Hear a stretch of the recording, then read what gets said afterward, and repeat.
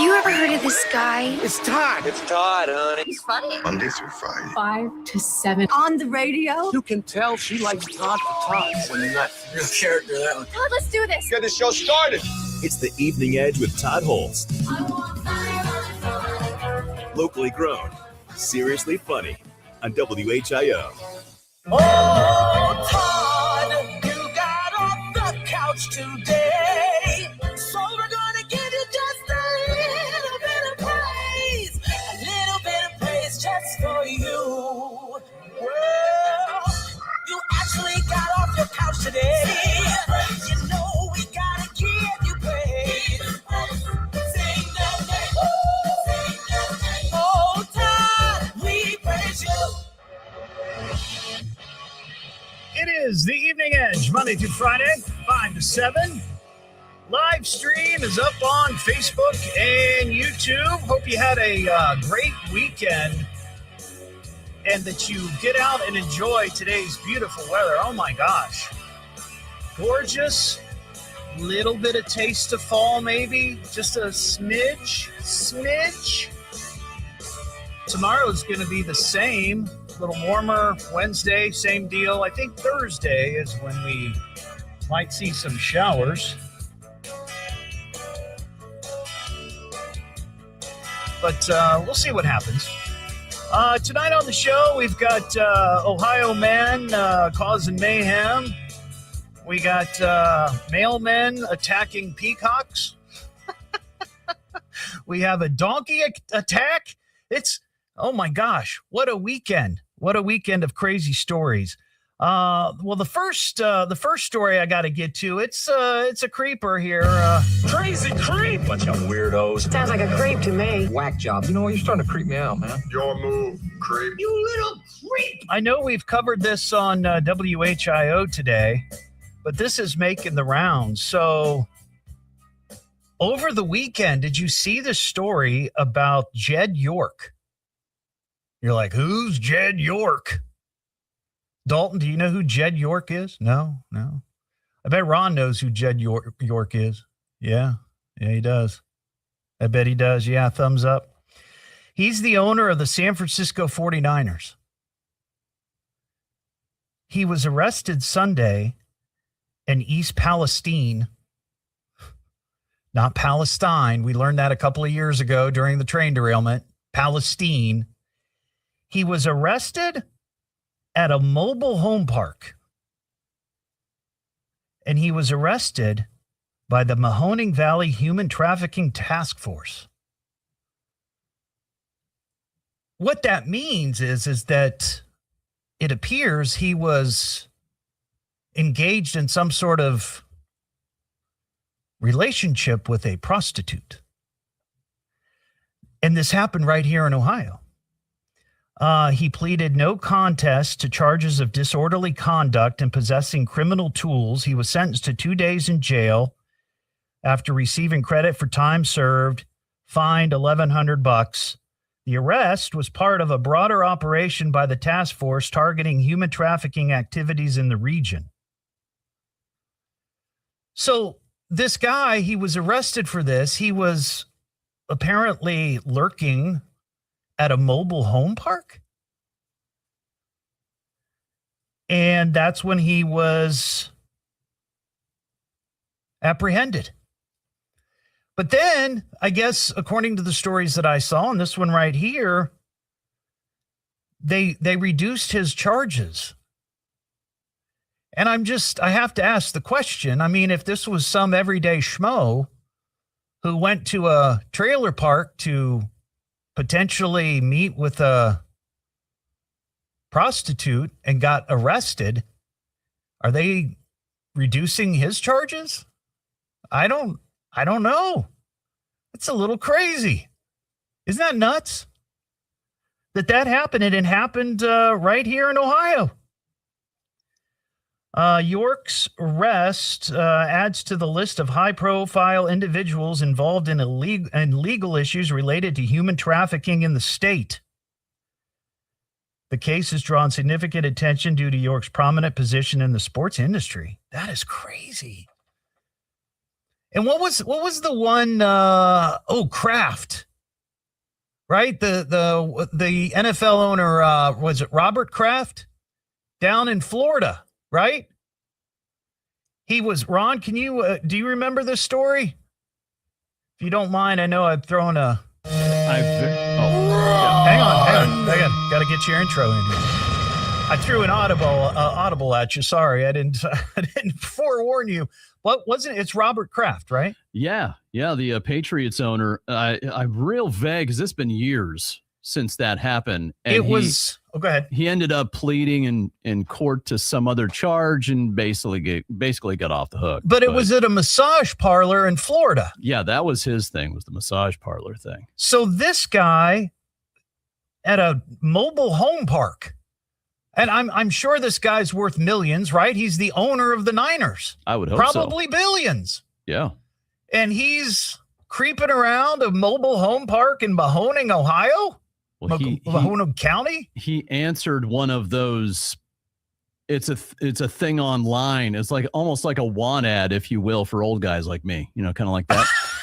That he answered this thing, and it was, he answered this thing online, and it was an undercover agent that was on the other end. So is this like Craigslist? To try to, I'm not sure. I didn't get details on exactly what it was, though. Because I remember he answered an ad, so to speak. There used to be a thing on Craigslist, and I remember this was in the news. It was a big deal where people would offer services or just hookups or, weird, creepy sexual stuff. And that they finally did away with that because they were law enforcement was discovering that prostitution and sex trafficking, all that stuff was going on right there on that website. So he responded to an ad. Wow. That makes you wonder the intelligence level of some of these people. Now I know he's the owner of a team, and you got to have some brains to put that together. But you would think somebody at that level would be able to discern or make better decisions, And I don't want to get into what a prostitute at a mobile home park might cost someone, but I would think that this guy has the money that he can, high profile call girl, or anybody ever see Pretty Woman with Julia Roberts? That kind of thing. Like a high price, not that. That's disconcerting. What a weird story. But that's making the rounds. 937-957-1290. John in Maplewood. What's up, John? Hey, Todd. Hey. That dude's worth billions. He probably had a fleet of lawyers call the local department and pretty much harassed him to get him down to the lowest possible charge. Without a doubt. And I mean, and here's the thing. It's like, it's one level to be that kind of person who would be willing to exploit or use the services of a prostitute. That's one category of person. But then there's the other category of person is the guy that's worth billions. Could probably do that almost scot-free by going a different route than showing up at a mobile home park. I mean, did they say why it was in Ohio? Well, I thought I saw, let's see, somewhere, native. Oh, okay, here we go. Jed York is a native of Youngstown. Oh, maybe he was back for a family reunion. He decided he came back for a family reunion and decided, it's Sunday morning. Everybody's at church. I'm gonna bust away for a few minutes and go see if I can find somebody at a mobile home park. What are the odds of finding a billionaire at a trailer park?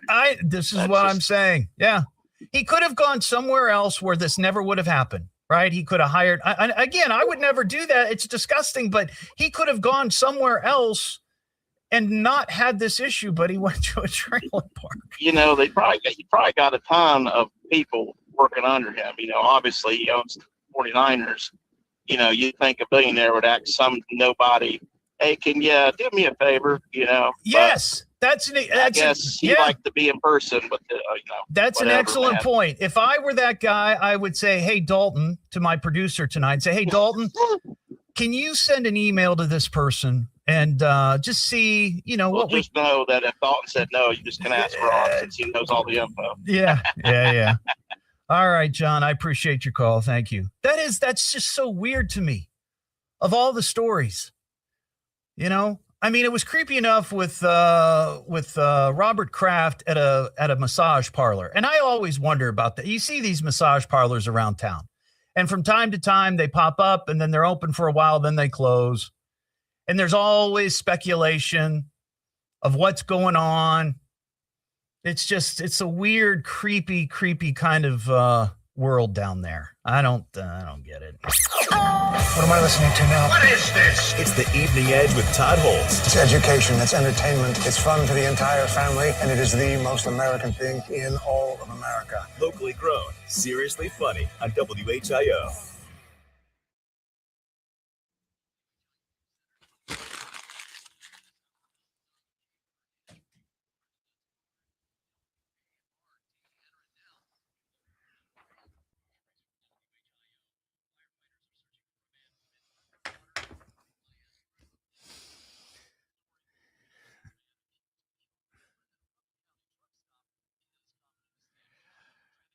Hello, everybody.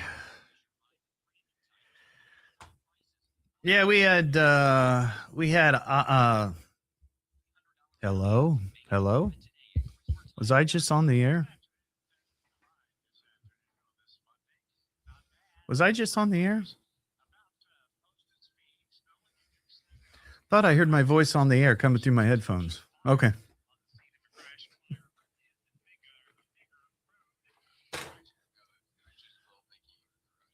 Oh. All right. Anyway, sorry. Yeah, we had high school football Thursday and Friday. Moving forward, it's just on Fridays. But last week we had opening Thursday night game with Fairmont and Alter.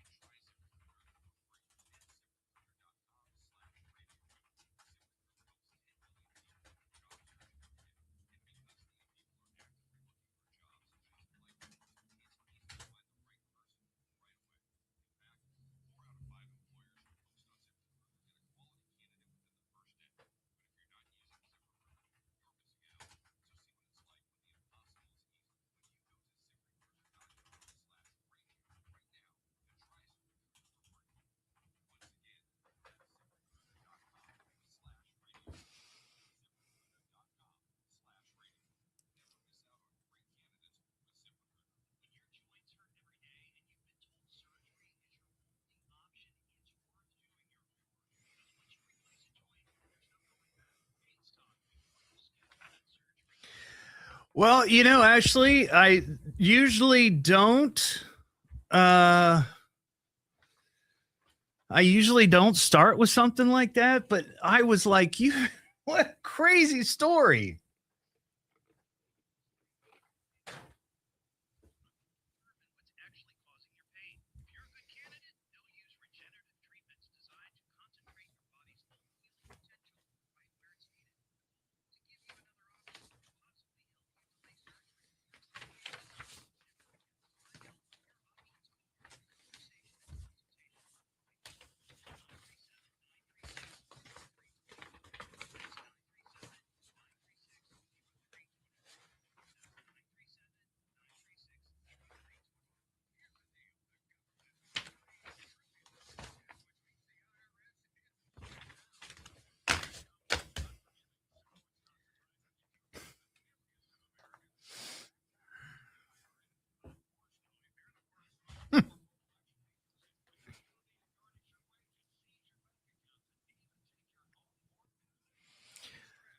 Did everybody have a good weekend?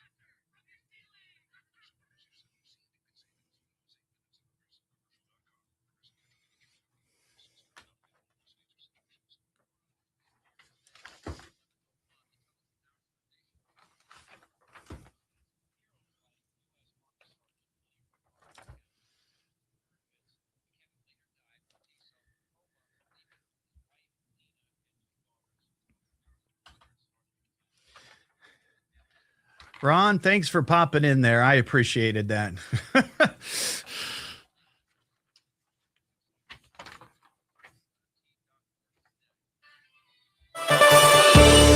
This hour's $1,000 keyword is reward. That's REWARD. Enter it now and you could win a grand for groceries from WHIO. Now back to the Evening Edge with Todd Hollst at 1290 at 95.7 WHIO. You have to admit that he is a lot of fun. It's the Evening Edge with Todd Hollst. Locally grown, seriously funny on WHIO. Back here on the Evening Edge, Monday through Friday, 5 to 7, live stream up on Facebook and YouTube. Next Tuesday night, the Evening Edge sneak peek party of the Cheez-It Historical Marker will be taking place at the Carillon Brewing Company, 5 to 7. It's a live Evening Edge show. We are selling tickets for this. You got to have a ticket because there's limited space, and we got to keep it under control. $10 for a ticket. You get unlimited soft drinks, bag of Cheez-Its, a cool poster to commemorate the event, plus the thrill of being there. If you'd like to go, we've sold about 5 dozen tickets. That's pretty good. There's still plenty of space, so jump on it, and we'd love to see you out there. You can get tickets at eveningedgetodd.com, or you can find a link on my Facebook page. We have an Idiot of the Week to talk about. You are a stupid idiot! Comes from upbringing. Parents are probably idiots too. Idiot! Imbecile pig! Wake up, idiot! Silly dilly dilly, yo. I'm an idiot. Yeah, that's true. Lots of times people get bored at their job and they start horsing around. They start fooling around, just doing crazy things. You're just bored. We got to, kill the time. Maybe just there's not enough work to do.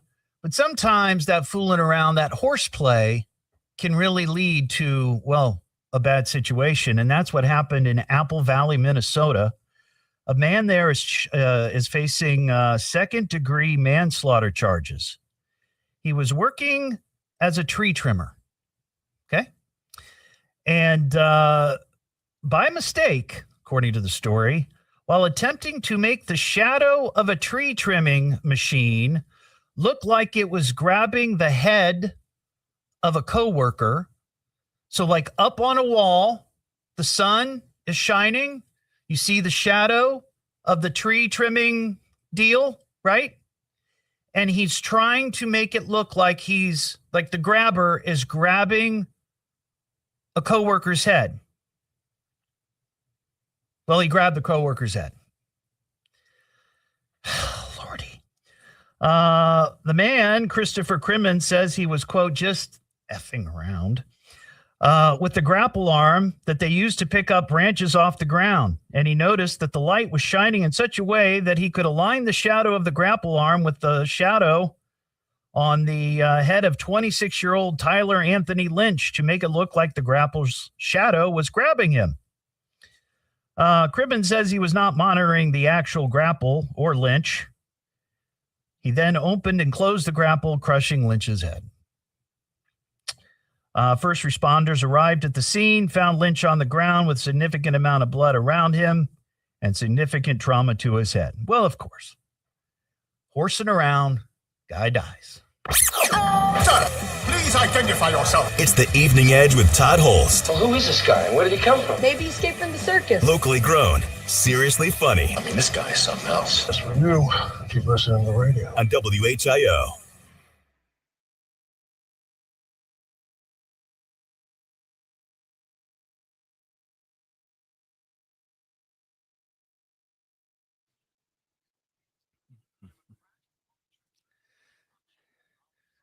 Now, see, Leslie, that makes more sense. That kind of horseplay makes more sense.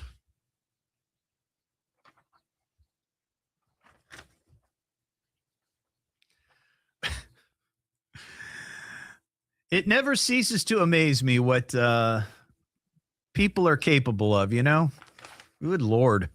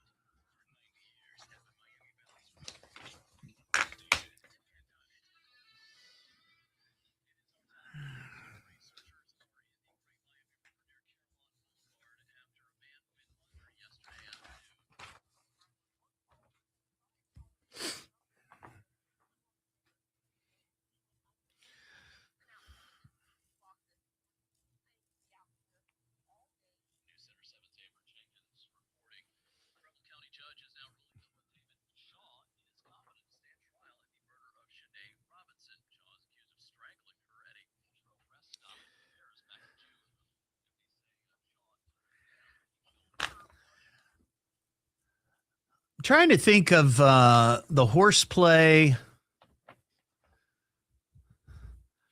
Let's see. Oh, I got a good horseplay. I mean, hang on for a second. I'm gonna grab that story once more.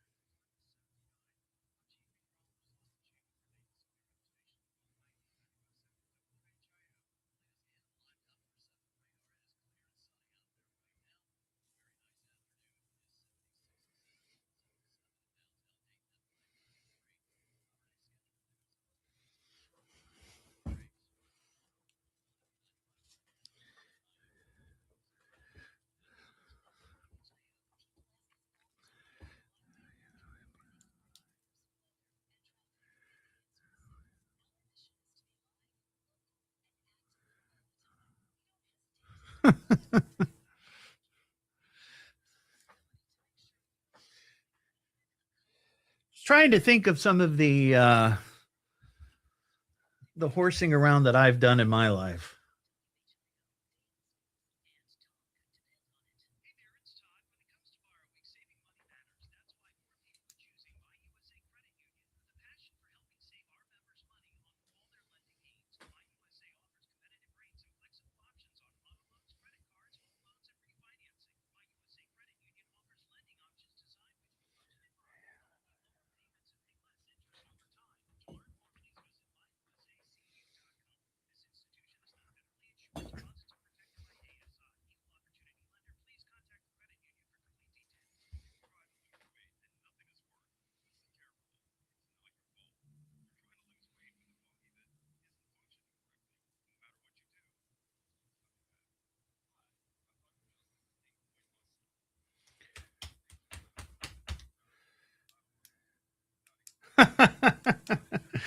Cows in compromising positions. Now that's funny.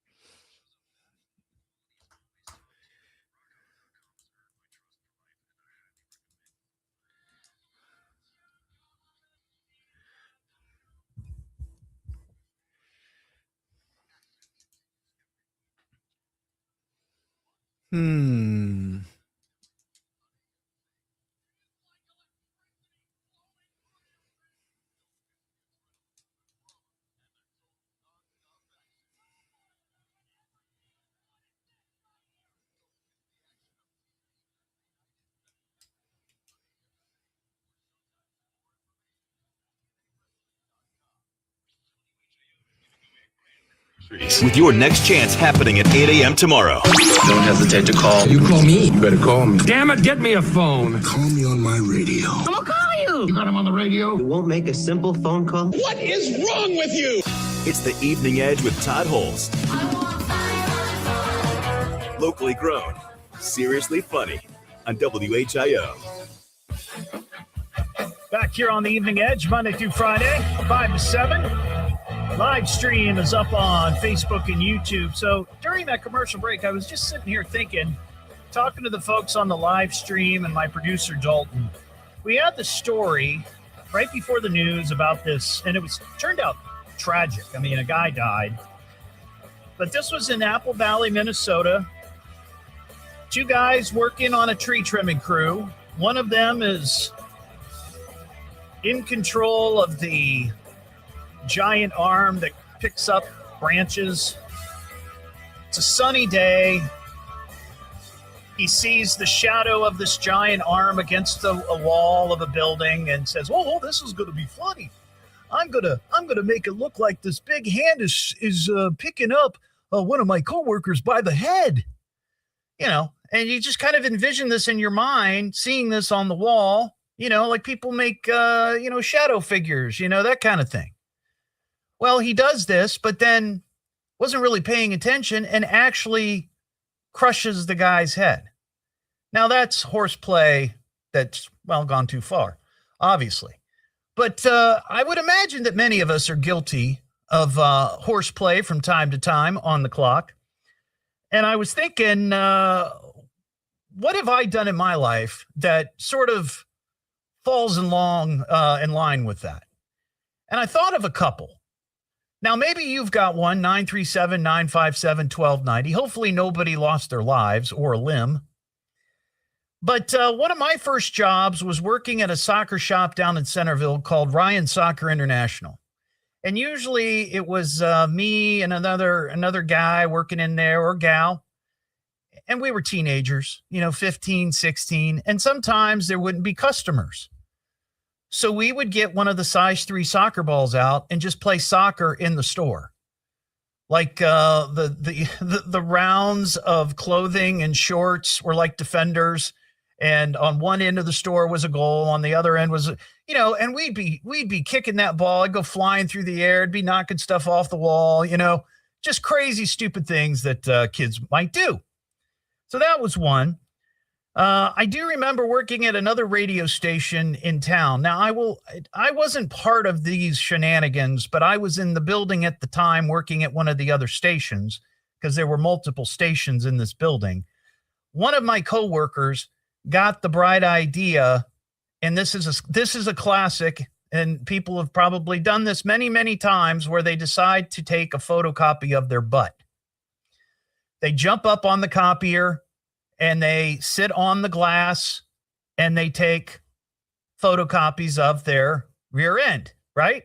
Ha ha, ha ha, ha ha, ha. It's all fun and games until you shatter the glass and you end up with shards of glass in your butt. That's what happens. And that's exactly what happened to that guy. And then at the same radio station I was working at, I was a part of this particular horsing around. We had a program director who decided to buy a bunch of or trade out a bunch of beat up, dilapidated cars that were just eyesores. And the idea was we were going to take them to different events and people could spray paint whatever they wanted on the cars, and we drove them around town, and they were eyesores, right? Well, they kept these cars in the parking lot behind the station. Well, one night, me and a couple other crazy DJs went out there and had our own makeshift demolition derby right there in the parking lot, beat these living cars to shreds. Fortunately, nobody nearby called the cops, but those are the kinds of things I'm thinking about. You get bored sometimes at your job and you're like, well, I got to keep things entertaining. What am I going to do? Maybe you've done something like that. 937-957-1290. Now, my producer, Dalton, tonight, he revealed to me during the break that he is, you're guilty of such shenanigans, right? Yeah. Yeah. So what did you do that was so hateful or it wasn't crazy. I guess we weren't really horsing around now that I think about it, because we were technically doing our jobs. Okay. But what was it? What'd you do? So, those little electric scooters for like handicapped people? Yeah. So you can ride around the store and put stuff in the carts. Right. Well, we had a couple come into the store like right before we closed, and obviously they weren't able to bring it back. Back in. Yeah. So me and my buddy went out and got them and brought them back in. Well, before we plugged them into the chargers, we were trying to see who had the faster cart around the store. That's exactly what I'm talking about. You were horsing around by racing the little scooters. Yeah. Now, see, that's great. That's great fun. Who won? Do you remember? It was me. It was you. Yeah. I think my cart was still faster in reverse. Wow. Yeah. Okay. Yeah. Well, see, that's the kind of thing, people get bored at their job and they just something clicks and they go, oh, let's see what happens. Fortunately, nobody was hurt in that scooter race. I mean, how fast were they going? Like 5 miles an hour? Maybe. Yeah. If you Not were that lucky. fast. If you were lucky. 937-957-1290. I saw this story. Actually, there's two stories that have to do with things being revealed that were otherwise buried because of weather-related types of, phenomena, if you will. Does that make sense? Okay. So the first one, melting glaciers. Now, this is happening in the Swiss Alps. And this is creepy. You think about this. So in Belgium, there were 2 climbers who vanished back in 1992. They were climbing the Swiss Alps, and they were never seen or heard from again. Researchers looked for weeks on months on end and couldn't find them. Well, because of the melting of the glaciers and the ice caps and the whole deal there, not just in the Swiss Alps, but all over, things that have been buried in the snow are starting to be revealed. Well, this happened a week or so ago. A couple of hikers stumbled upon human remains following the retreat of the Trift Glacier, which is located in the city of Lucerne. So what's happening is, because of the melting ice, hikers that have been lost are now showing up because the snow is melting. In 2022, plane parts were found on another glacier from a Piper Cherokee that crashed in 1968. In 2015, the remains of 2 young Japanese climbers who went missing on the Matterhorn in the 1970s during a snowstorm were uncovered. And the body of missing British climber Jonathan Conville, I guess maybe he was a famous hiker or mountain climber. He went missing in 1979 on the Matterhorn, and he was discovered by a helicopter pilot because of the melting snow. So you're gonna see more and more stories of this, I'm sure. Now, similar, talking about things that have been buried that are being discovered and revealed, this has been happening in Europe this year. There's been wildfires all throughout Europe because of a drought situation and just high heat, just crazy. Well, this has been reported in France, Belgium, Germany, and the Netherlands. Fire sweeping across these areas are leading to ordnance that were buried and dropped that didn't explode during World War I and World War II exploding. So these bombs are out in the middle of a field somewhere. The fire sweeps through, and that ignites these bombs going off. I guess there's already been a couple of instances where workers who were out there were injured. They were out fighting the fire, and then something explodes. Holy cow. And, there has to be thousands of these throughout Europe. Through 2 world wars, of course. Man, oh man. So, yeah. That's some weird stuff. Mac in Bell Fountain. What's up, Mac? Yeah, I got a story for you. Yeah, let's hear it. Now, I worked for Superfoods a long time ago, and we had a prankster that was always pulling stuff on us. Okay. So one late Friday night, we took and put him on one of the support beams for the roof, saran wrapped him there for the weekend. Now, how long ago? Because I feel like if that happened now, it would be assault. That was a long time ago. Wow. Did you get in trouble for it? No. No? The foreman found him, so he didn't have to spend the weekend. Oh, wow. That's funny. All right. I appreciate it, Mac. Thanks for that. Yeah, that's, you get away with that now. I don't think so.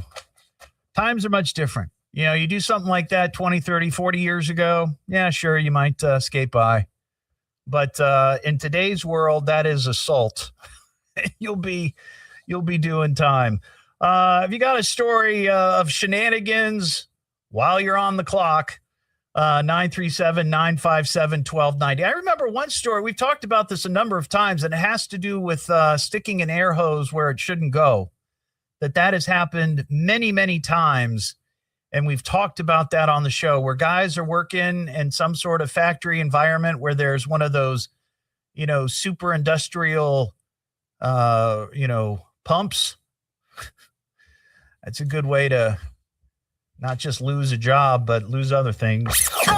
It's the Evening Edge with Todd Hollst. I love this show. It's fun to listen to. Locally grown. Here in Dayton. Seriously funny. It's a crack pot with wild ideas. I'm puzzled by the whole thing. On WHIO.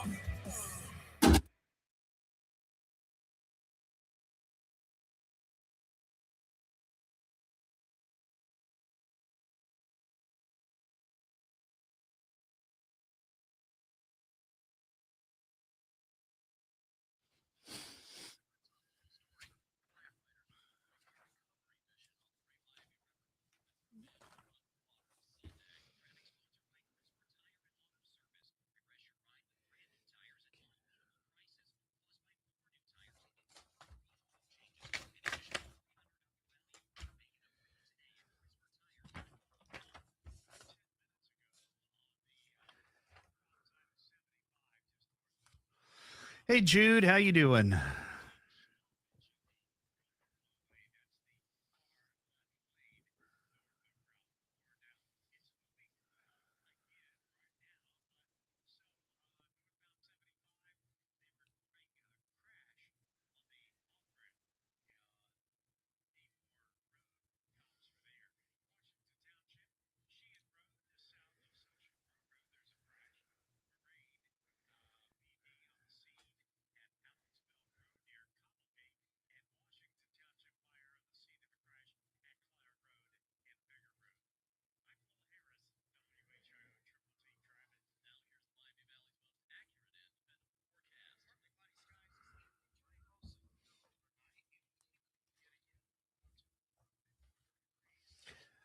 Seven and seven.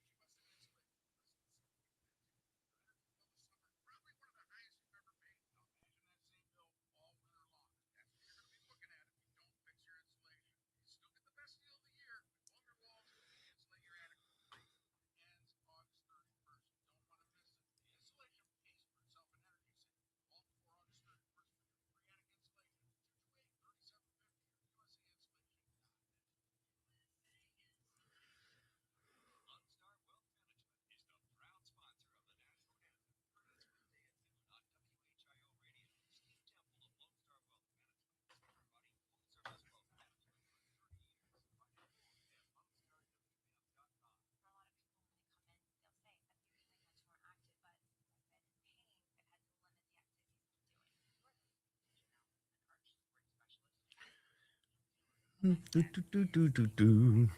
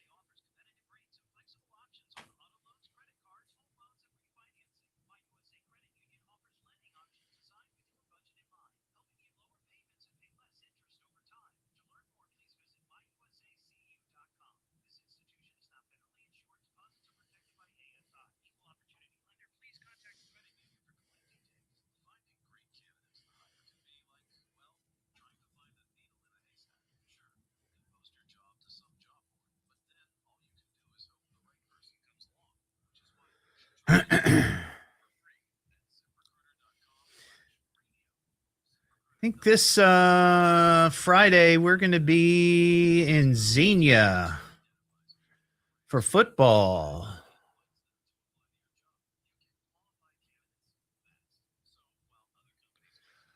Football.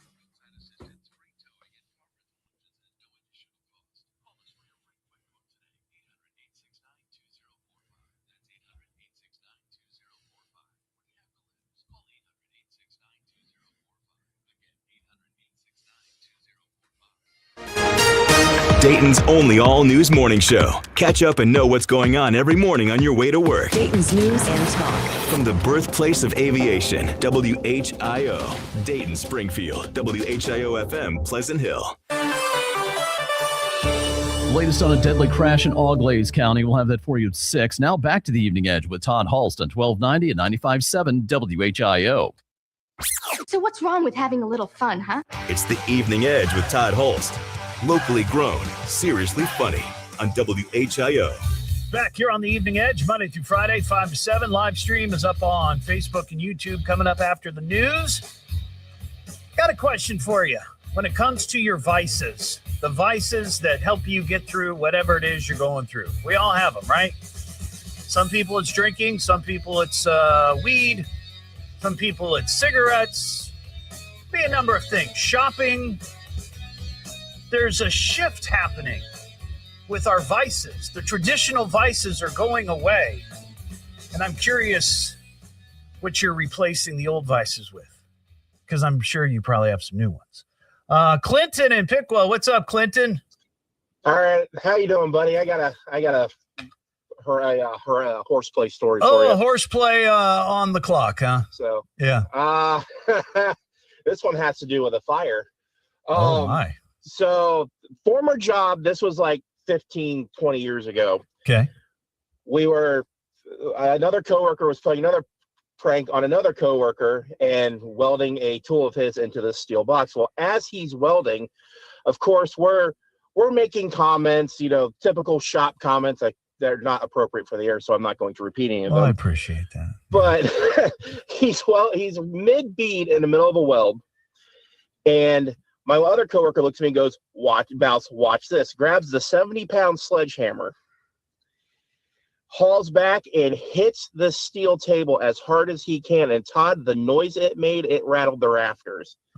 Scares the crap out of the coworker that's welding. Yeah. Throws his hands in the air, and the rod comes out of the wand of the welder and flies across the shop. Wow. Of course, the U.S. blah, blah, blah. As he's cussing out the other coworker, and we're all on the ground laughing, the rod that he was using to weld landed in the rag bin. Uh-oh. The flammable rag bin.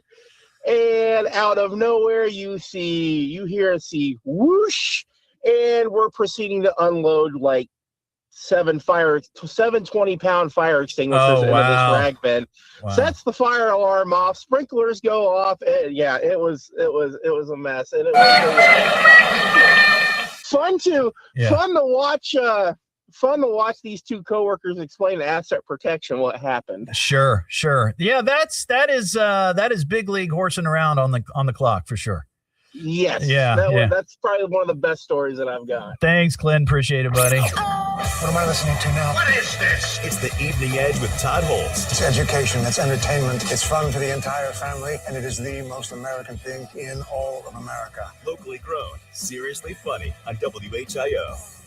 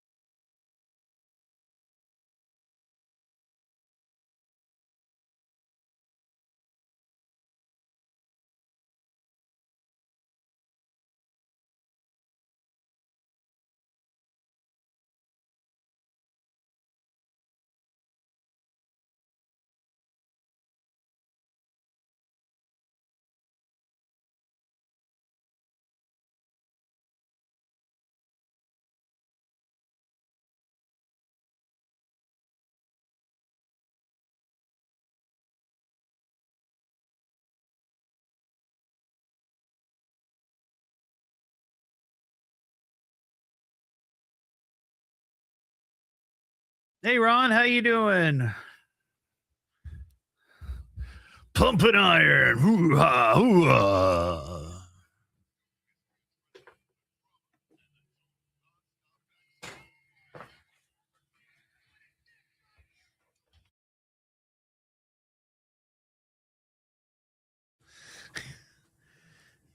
Sometimes I forget.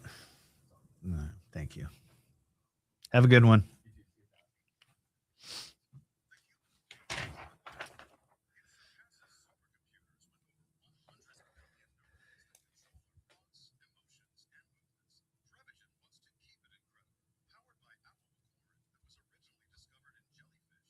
we have any contests or anything today? Perfect.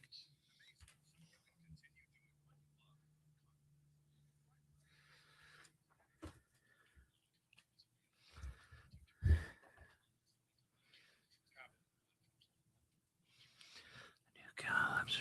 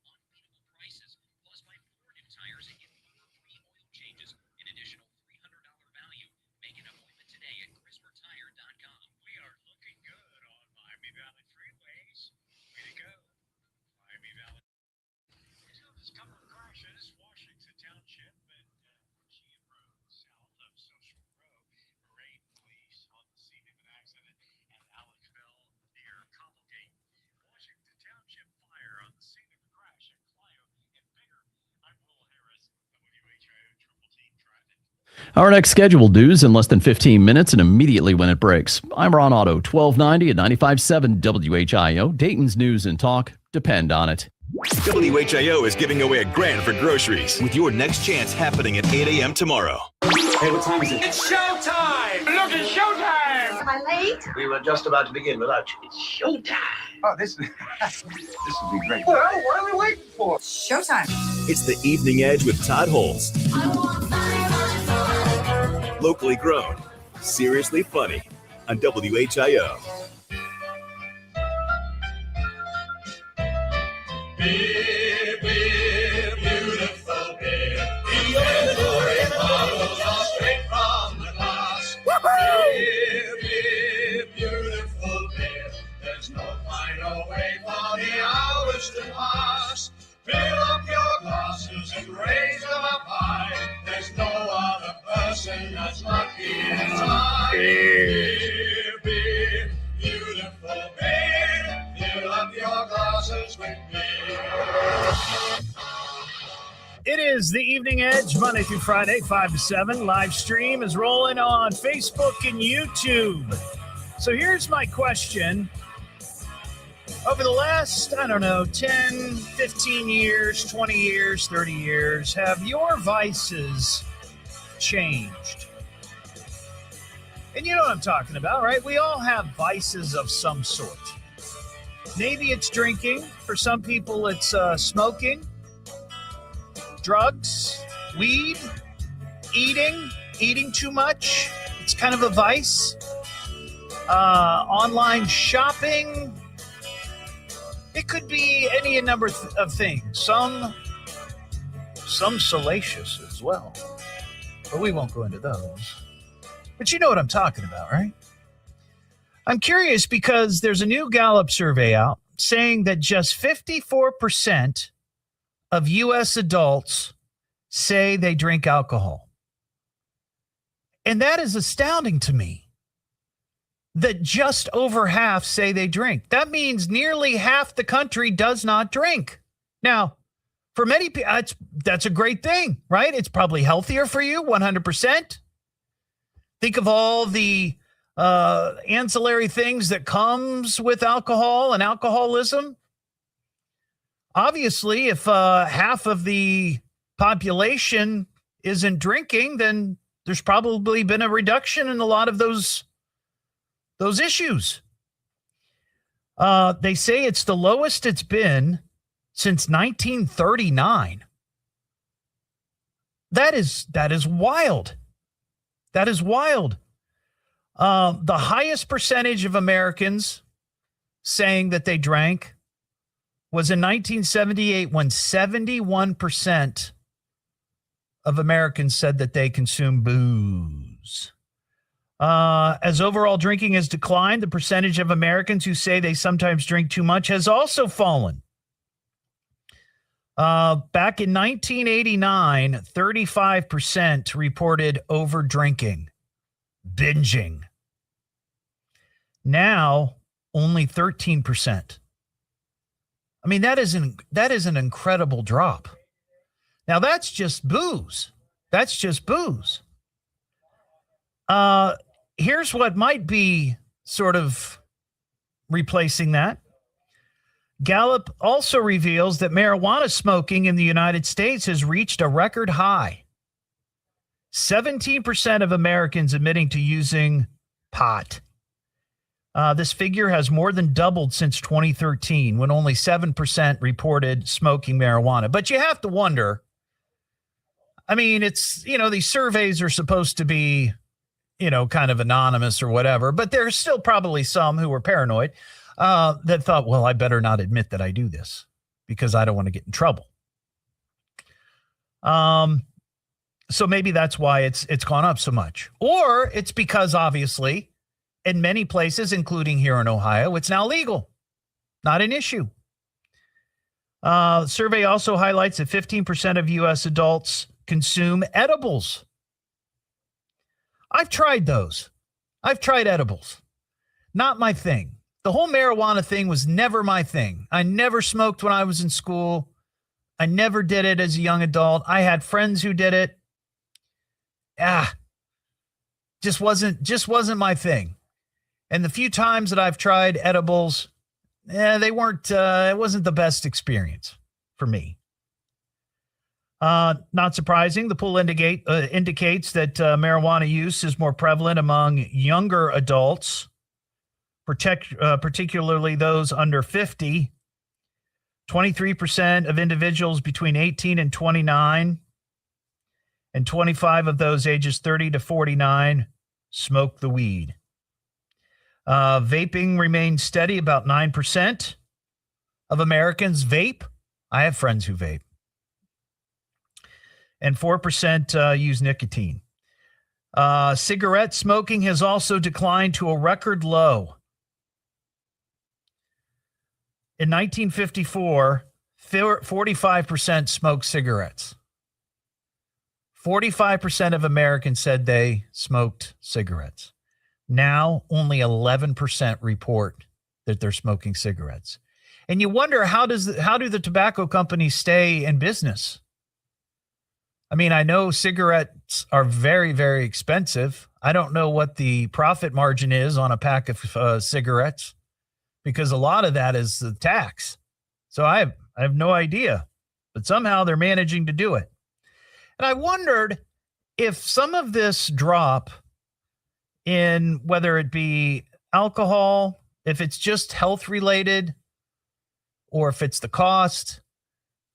But I wonder if, like, social media and doom scrolling has maybe swapped spaces with that, where now instead of sitting on your lazy boy knocking back beer after beer, losing your sensibility and senses. You just spend, 2-3 hours a night on the phone scrolling through a bazillion videos and losing your sensibility that way, because that happens. That happens.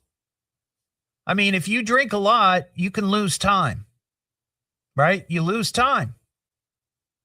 If you're on the TikTok or wherever, Reels or Threads or whatever you might be looking at online, same thing happens. You start scrolling. Next time you look up at the clock, you've wasted 2 hours. You're like, where did it go? So I'm just curious about vices like that. It's kind of interesting. 937-957-1290 if you have any thoughts on that. We have some breaking the law news. Breaking the law, breaking the law, breaking the law, breaking the law.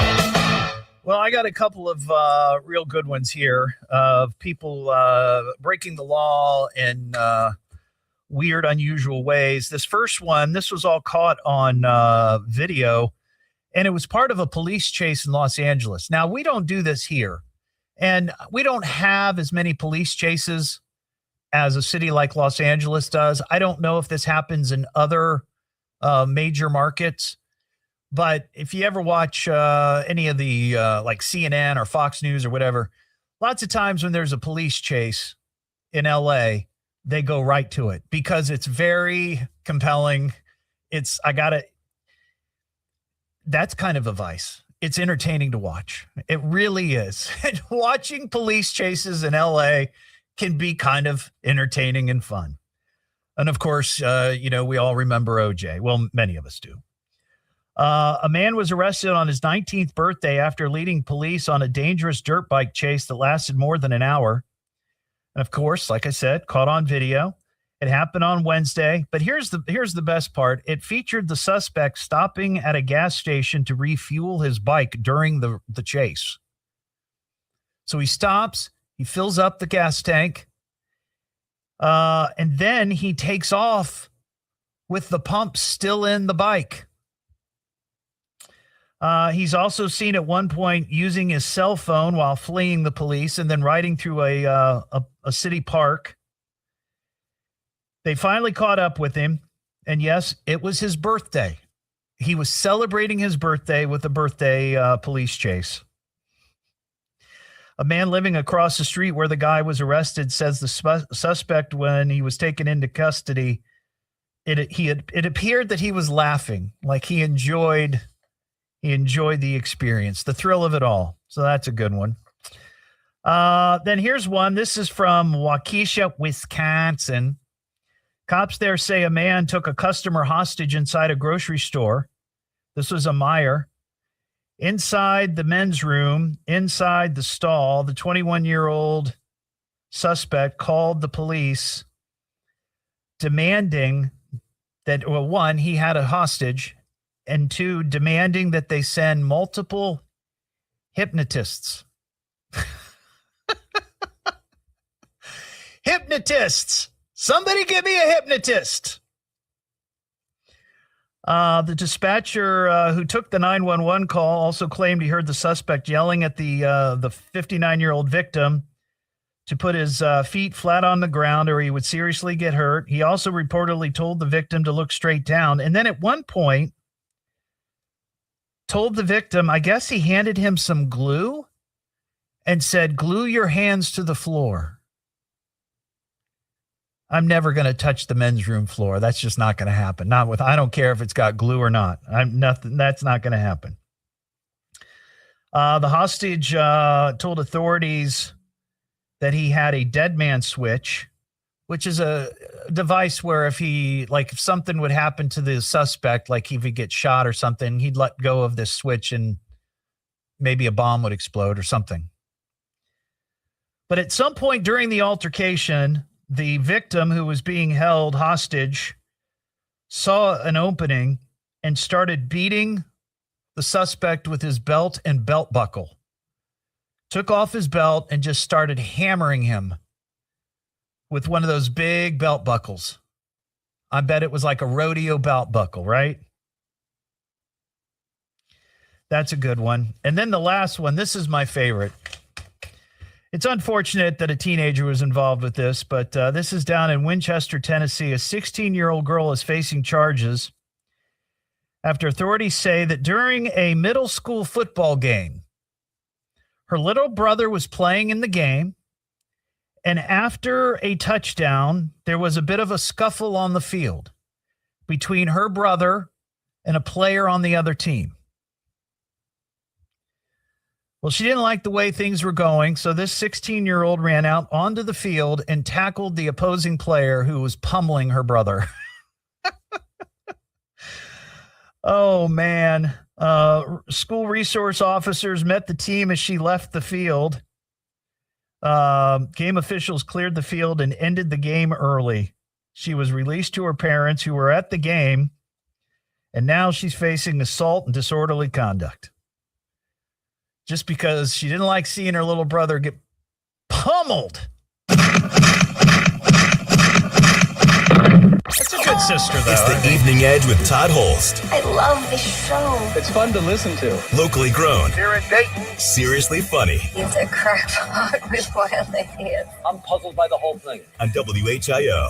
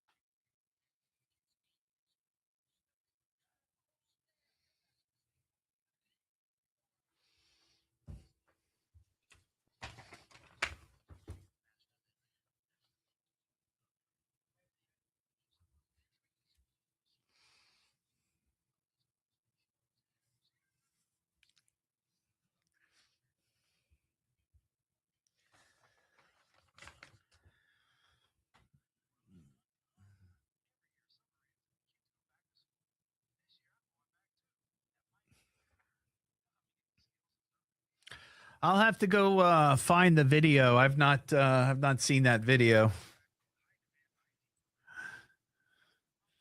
I just saw the story.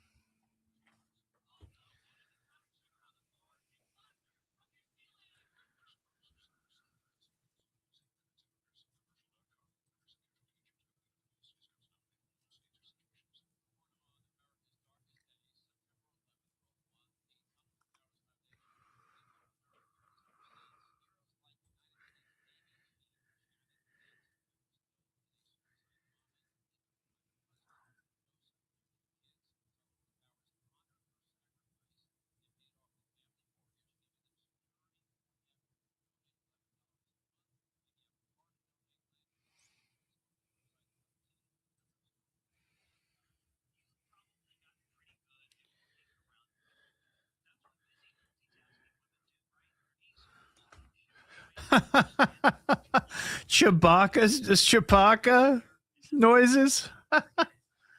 That's quality. Arr!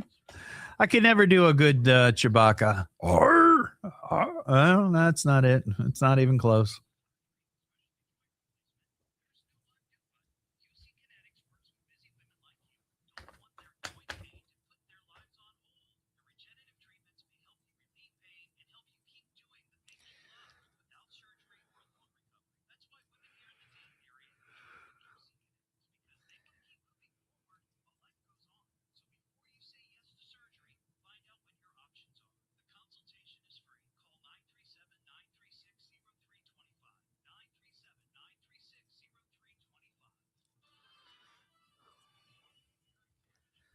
It's flooding. We'll have the latest at 6:30. Now back to the Evening Edge with Todd Hollst on 1290 and 95.7 WHIO. Can we have some fun now, please? It's the Evening Edge with Todd Hollst. Locally grown, seriously funny on WHIO. I'm literally the worst teacher ever. You're a really shitty teacher. No such thing as bad student, only bad teacher. You're a joke. You're the worst teacher I've ever had. Back here on the Evening Edge, Monday through Friday, 5 to 7, live stream up on Facebook and YouTube. Well, you just heard in the big three there, Ron Otto talking about a school threat that was deemed, not a threat. Earlier today, Beavertown Elementary School in Kettering, around 11:39, there was a vague and threatening call. That's the quote. Vague and threatening call. It turns out it was nothing. But I saw this story. This is from Louisiana, down in, Cato Parish. Has to do with school threats. A substitute teacher is facing charges after being accused of triggering fake active shooter alerts at 5 schools. So this woman apparently was not even working at the district at the time, but somehow, because she was a substitute teacher, knew the system. And on Wednesday, August 9th, she somehow managed to issue 5 active shooter alerts at 5 different schools. School officials promptly implemented the security measures to ensure the safety of students and staff while determining the legitimacy of the reported threats.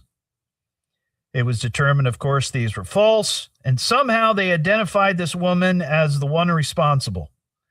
Well, of course, she's no longer working as a substitute teacher anymore. Now she's facing charges. But what would prompt somebody to do that? Like, were they not hiring her to come in and substitute? Because I've had friends who were substitute teachers, and sometimes they work, sometimes they don't. Maybe she had an axe to grind. But I can't imagine that. I mean, she's 58 years old, and she's facing 5 counts of menacing. Just think of all those little kids in all those schools freaking out because they think there's an active shooter. And the teachers and the administration as well. That's nuts. What am I listening to now? What is this? It's the Evening Edge with Todd Hollst. It's education, it's entertainment, it's fun for the entire family, and it is the most American thing in all of America. Locally grown, seriously funny on WHIO.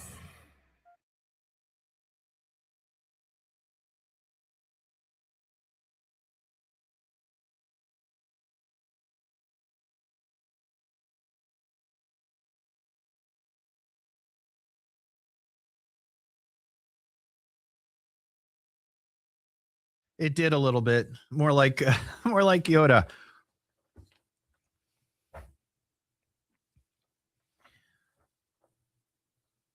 Correct, you are.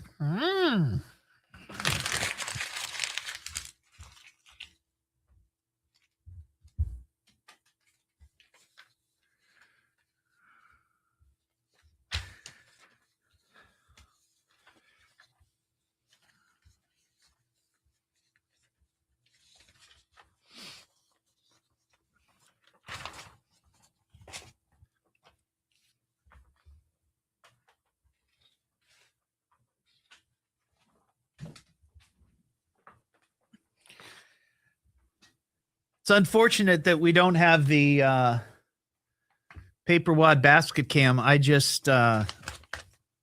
missed one, and then I lifted it up with my feet and threw it in. You could have all seen that. That would have been great.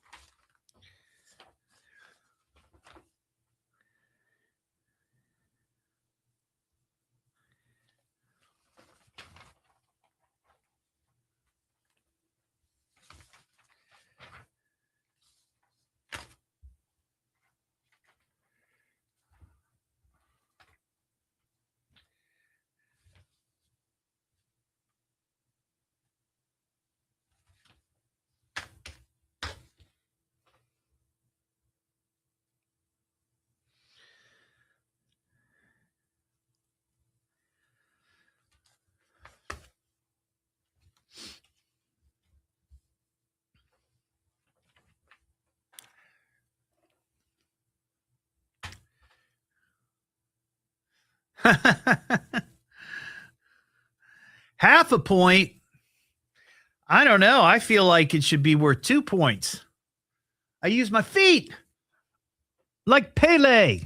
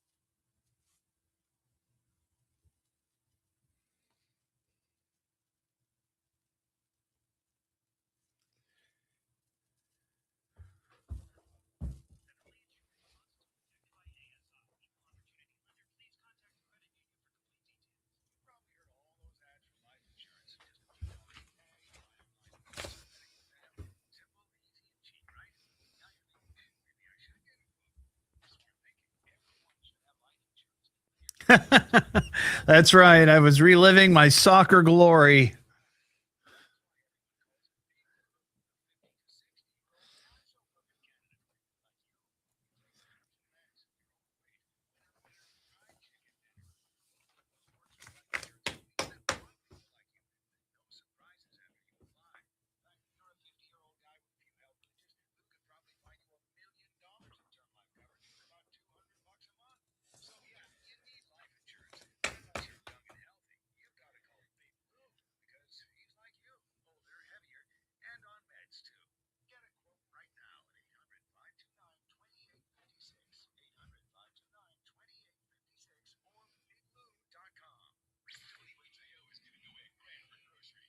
Next chance happening at 8 a.m. tomorrow.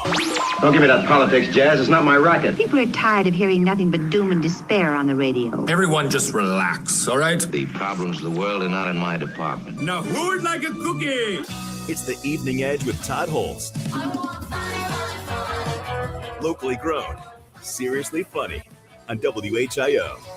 Back here on the Evening Edge, Monday through Friday, 5 to 7, live stream up on Facebook and YouTube. Well, this is exciting. I just got a text from my buddy Brady Kress. He's the CEO of Carillon Historical Park, and wanted to know if I wanted to ride with the Carillon Park unit and the Kettering Holiday at Home Parade this year. And we will be floating, if you will, with the Cheez-It statue that we had constructed a couple of years ago. And this is perfect because it coincides with the Evening Edge sneak peek party of the Cheez-It historical marker. Next Tuesday night, there at Carillon Brewing Company. Tickets are $10. You can get them at eveningedgetodd.com. I think we've sold almost 80 so far, something like that, which is pretty good. We've got this historical marker that's going to commemorate Cheez-It being invented by the Green and Green Company here in Dayton in 1921. We're going to put the marker out there on Edwin C. Moses, not far from the Edgemont neighborhood in Dayton, which is where the Green and Green factory was at the time.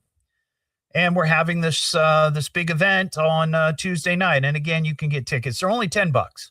You get unlimited drinks. You get Cheez-Its. You get a really cool poster to commemorate the event. And you get to be there with all the other Edgeheads. It's going to be fun.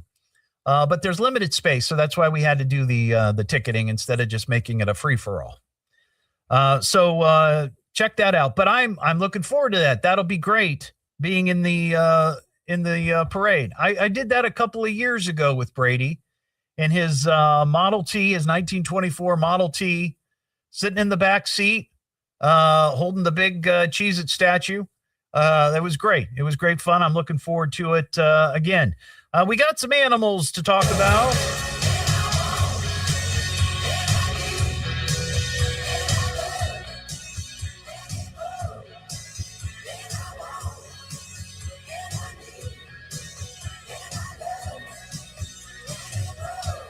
Well, we got a couple of stories of animals attacking, and then we have kind of a reversal story, like a twist in this, where it was a guy attacking an animal, which is unusual. But we'll get to that here in a second.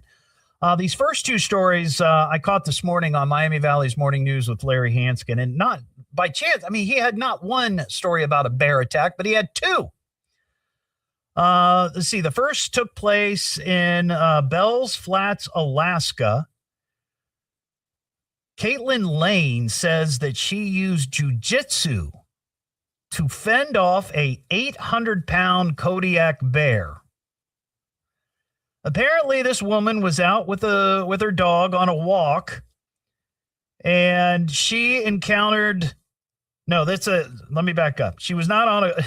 That's the other story. The other story about the dog. This time she was out fishing. This one was. I should just start this all over again. This first story takes place in Bells Flats, Alaska, where Caitlin Lane says she used jujitsu to fend off a 800-pound Kodiak bear. She was near a salmon stream there in Alaska when the bear charged her. She did have a dog with her, but they weren't on a walk. Her dog, Vesper, distracted the bear long enough for her to escape with bruises and minor scratches. She says, quote, I don't know if it was that training or instinct, but maybe that's what it was. I don't know. But she says she used jujitsu. I don't know. Jujitsu against a 800-pound bear? Probably not. Then this other one, Maggie Schwartz of Jackson, Wyoming, was recently bitten on the buttocks by a black bear. She was walking her dog on a trail when a mama bear charged her and knocked her to the ground. The bear bit her butt before she was able to fend it off with her feet. She says the bear was protecting her cubs. She was given a tetanus shot and antibiotics after the bear bite on her butt. This one, it's not a bear, but a donkey. A donkey on the loose in northern Germany attacked two motorists by jumping into their van last Friday, kicking and biting them along with a third woman who tried to restrain the aggressive donkey. Let's see. The incident south of the coastal city of Cuxhaven came to an end as the animal's owner intervened to secure the animal. Passers-by noticed the donkey, whose name is Freddie, and a horse were running loose at a roundabout. See, it's bad enough that horses running through the streets, that's dangerous, but a roundabout, even scarier. The motorist tried to secure the donkey, which became very aggressive, and it jumped into the van. 33-year-old woman who tried to help required hospital treatment, while the motorist sustained minor injuries. That's something you just wouldn't expect to happen. A donkey jumping into your car. What are the chances? And lastly, here's this story. This is the twist, the reversal. Neighbors in Pasadena are expressing outrage after a mail carrier was caught on video attacking a peacock. Residents say that this peacock is a fixture of the community. The bird's name is Sugar. Residents describe Sugar as a white peacock that is well known in the area and has a reputation for being a little aggressive at times. I've heard that about peacocks. They admit that he can be a little nasty, but insists he's just being a peacock. One witness says that there have been previous instances where Sugar chases the mail carrier, but believes the bird did not deserve to be harmed. Arguing regardless of the peacock's intent, you can't just throw rocks and sticks at it. Video shows the letter carrier throwing water or another liquid at Sugar before picking up a rock and throwing it at the bird. A short time later, the video shows Sugar standing in front of the mail truck. It's a standoff. A standoff with a peacock and a mail truck. The carrier then comes out and hits the peacock with a stick or a club. Sugar flopped around before collapsing. Witnesses said the mail carrier drove away, leaving the bird in the street injured and disoriented, unable to move its wings, and with a swollen eye. Pasadena Humane Society is investigating the incident. Well, look, I mean, if the peacock is going to be attacking the mail carrier's got to be able to defend himself. I mean, sure, peacocks are cute and all, lots of feathers, but they are aggressive. We've had stories on the show about peacocks that are sort of bullies, if you will. U.S. Postal Service is also investigating the incident. So there you go. There's some animals attacking people and people attacking animals. Norm in West Milton. What's up, Norm? God, I love it. You are killing me with these stories. Well, I dig deep for them. You do the job. You're the professional. I try. You're doing a good job. Don't worry. Thank you. The thing of it is you're talking about antisocial behavior and bad habits, and I was going to blame that. Vices. I'm going to try and sound intelligent, but I think the 2-year COVID lockdown had an effect on a lot of us, and especially our young children. But I didn't know it affected bears and donkeys and peacocks too. Everybody. It affected everybody. Yeah. And I want to thank. And I'll get off here. I want to thank the Touchdown 7 Team U and Ron and Carter. You guys are doing a stellar job. When you come on, I pop some popcorn and pop a beer and kick back. Well, I'm glad.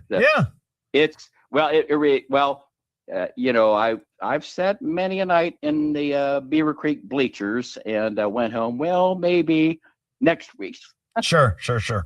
And, but I appreciate it. And yes, sir. No, I was just going to say, well, I appreciate you listening, Norm. We have a good time when we go out there. We get to mix and mingle with all the fans. We were out at Fairmont and Alter on Thursday. And then Friday night, we were at Stebbins hosting Carol. It was a great time. I got to see Mayor Pete Williams from Riverside right there. He lives around the corner from me. So it's great to see all kinds of folks out there.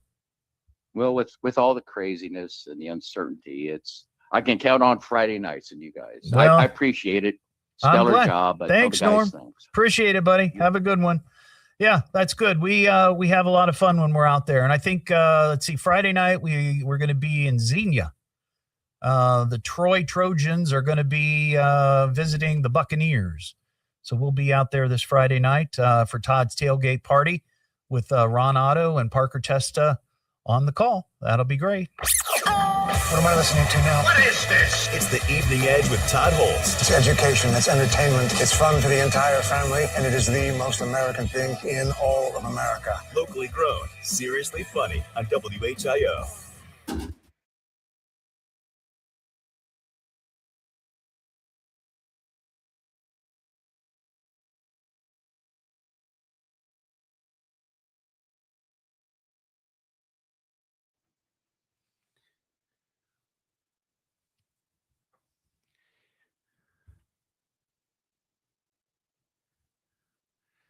I would pick one, Leslie, and if I were you, I think I would go to the Cheez-It event.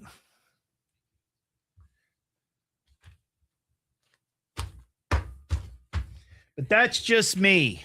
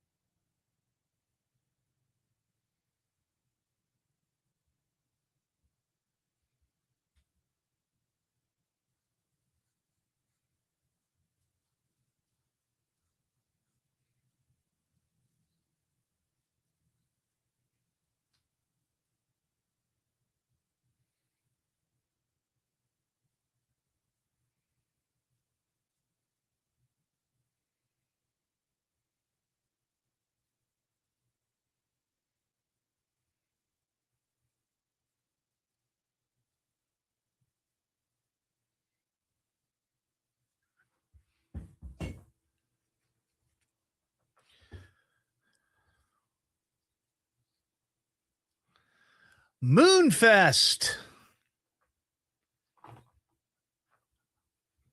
in July. Oh, so I missed Moonfest. Did I know about Moonfest? Feel like I may have mentioned Moonfest or something. I don't.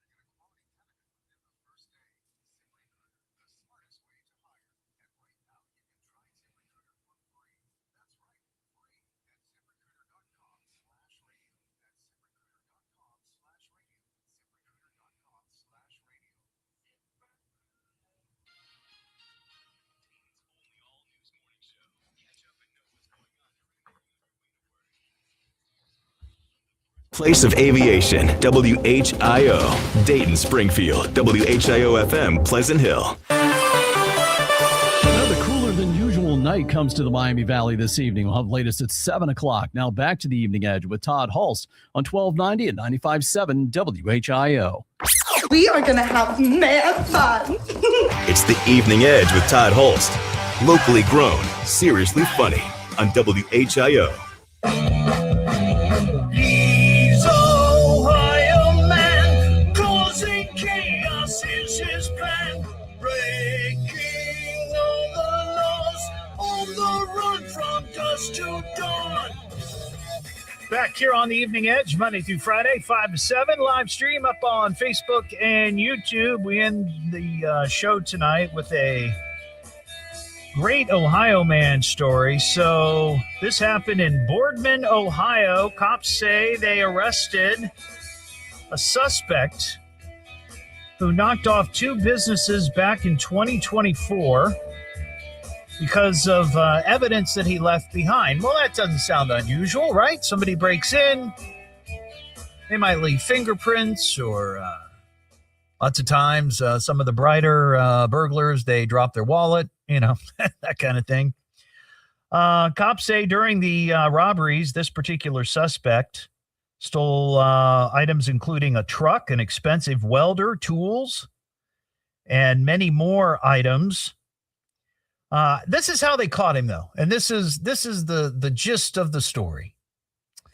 They collected evidence at the scene, including some fingerprints, sure, yeah, an empty can of ginger ale that the suspect allegedly drank from.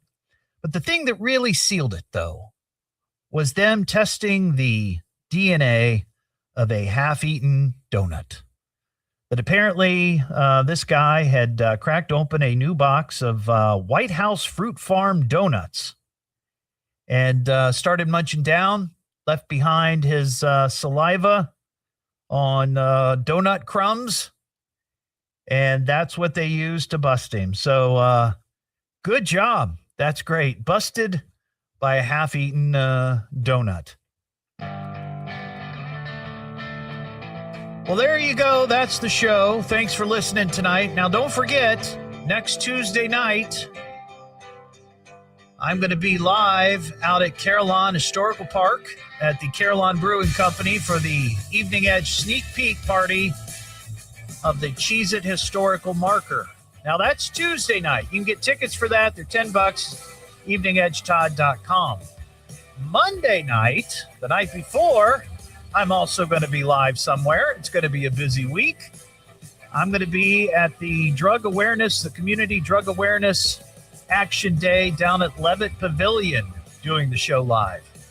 So we got a live show Monday, a live show Tuesday, and then we've got high school football Friday night. It's going to be a busy, busy week. But anyway, enjoy your Monday night. We'll see you tomorrow just after 5. Well, that's all, folks. Put a fork in. Came, we partied, we conquered. Is that all there is? Yep, that's all she wrote. Next time will be better. Well, at least he tried. Thanks for listening. Until next time, we'll be seeing ya. This is the WHIO Weekend Preview. What's happening this weekend? Now with Chris Hartley. Here's a All right, everybody. Have a terrific night. We'll see you tomorrow.